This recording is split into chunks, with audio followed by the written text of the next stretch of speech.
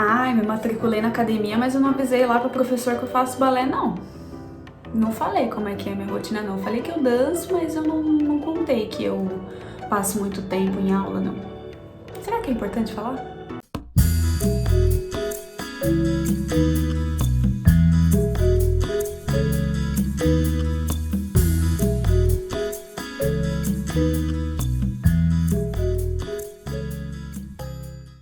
E aí, meu povo, eu sou a Tamires Reis, personal trainer de bailarinos, e sejam muito bem-vindos ao meu canal. E no vídeo de hoje nós vamos falar a importância de você contar para o professor da academia quais que são as suas atividades, qual que é o tempo de duração da sua aula e quantas vezes por semana você faz a sua atividade de dança.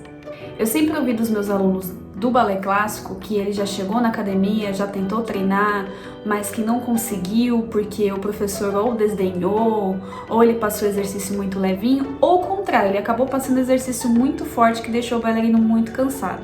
Sem dúvida. Mas a gente precisa deixar muito claro para o professor qual que é o nosso objetivo, quais são as nossas limitações e como que é a nossa rotina. Porque também não adianta nada você falar que você precisa fortalecer o seu joelho, por exemplo, e chegar lá na academia você colocar um pezinho levinho. Então, antes de mais nada, a gente precisa entender dois pontos. O bailarino, ele é atleta. Se a gente pegar as grandes companhias que tem aqui por São Paulo, eles têm uma rotina média semanal de horas de trabalho que são mais de 30 horas. Então imagina você ficar mais de 30 horas exercitando o seu corpo. É praticamente um atleta. E o segundo ponto, o professor precisa entender que o balé, ele mexe muito com a nossa musculatura. Então a gente precisa de um treinamento específico, sim. Mas também o profissional de educação física da academia, ele não é obrigado a saber exatamente como é que é a prática, porque muitos deles nunca dançaram na vida e nunca vão dançar. Então é muito importante que nós bailarinos cheguemos nos professores e a gente explique como é que é a nossa rotina, quais são as musculaturas mais utilizadas, porque aí sim pode ser que ele consiga ajudar a gente da melhor maneira possível. Até porque dentro da educação física a gente trabalha com mais ou menos 9 princípios do treinamento esportivo. Que vou até pegar uma colinha pra ler aqui. Primeiro, princípio da individualidade biológica, em que ninguém é igual a ninguém. Segundo, princípio da adaptação, que diz que a natureza do estímulo promove uma adaptação no organismo.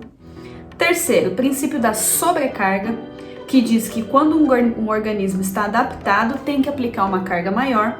O princípio da continuidade, você precisa manter uma constância para atingir o seu objetivo. Princípio da interdependência, volume e intensidade, então quanto maior o volume, menor a intensidade, quanto maior a intensidade, menor o volume proporcionalmente.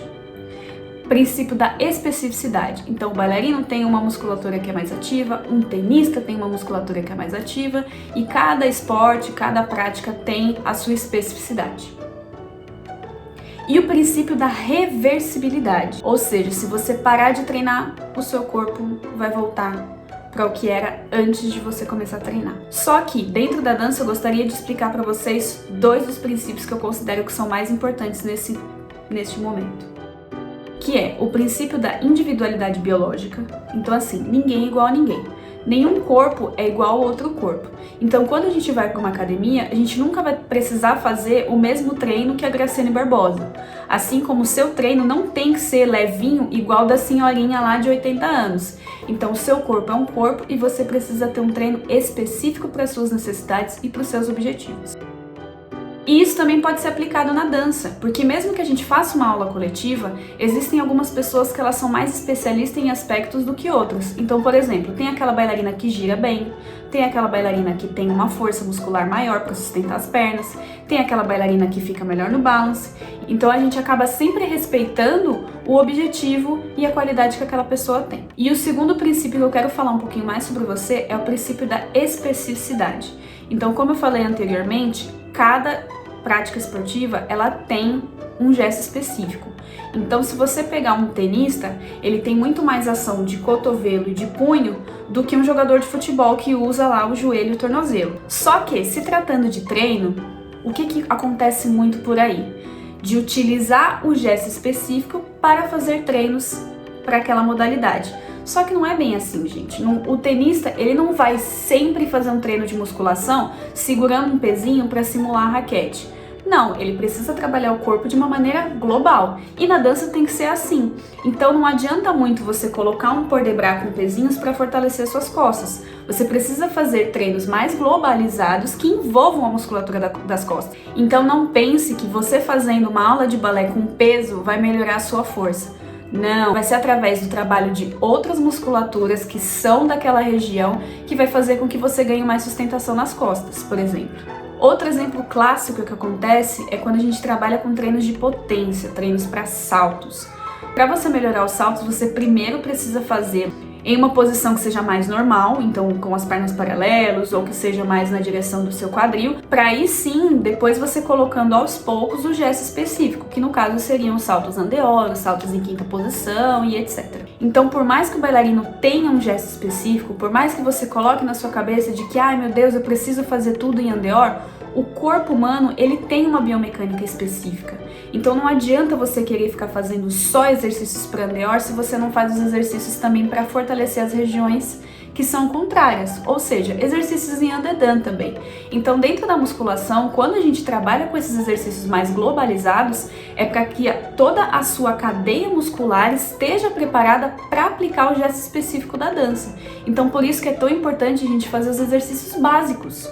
Até porque, se fosse por isso, todo nadador teria que fazer hidroginástica, né? Então, se você procura uma academia para fazer um treino de fortalecimento específico que ajude a melhorar a sua dança, converse e deixe muito claro com o seu professor e com o seu personal quem você é, qual a sua rotina de treinos, qual a sua rotina de ensaio, qual o tempo que você tem disponível para dormir, para treinar, quantas vezes você pretende treinar. E inclusive eu já falei sobre organização de agenda em um outro vídeo que eu vou deixar aqui no card aqui em cima, beleza? Então é isso, se você é bailarino, você não precisa ficar fazendo exercícios com o gesto do balé para melhorar a sua técnica. Se você fizer o básico dentro das suas possibilidades, dentro da biomecânica que o seu corpo já possui, você já vai ter uma melhora considerável na prática. E se você gostou desse vídeo, não se esquece de se inscrever no canal, clicar no gostei, compartilhar com seus amigos e comenta aqui que se você já tentou entrar numa academia, mas você sentiu dificuldades e resolveu parar. Então é isso, meu povo. Espero vocês no próximo vídeo e até mais!